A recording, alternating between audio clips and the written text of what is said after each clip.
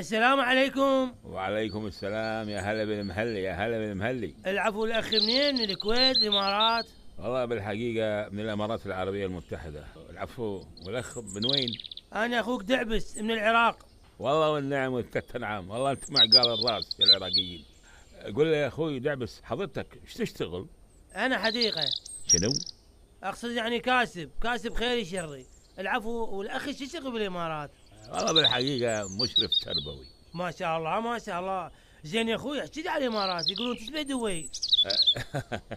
احنا يا طويل العمر الكهرباء ما ترمش عندنا ولا لحظة. والله يا أخوي إحنا من الكهرباء ما ترمش عندنا ولا لحظة.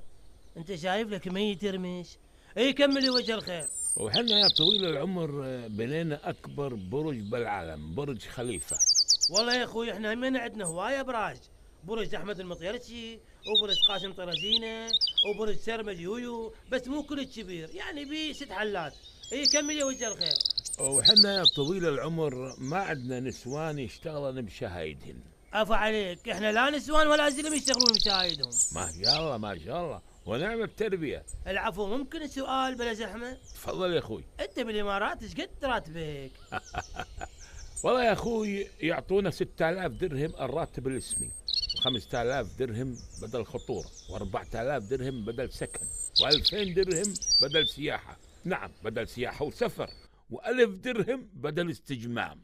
ما شاء الله ما شاء الله ترقوق. وانت يا ابن العم ايش كثر راتبك بالعراق؟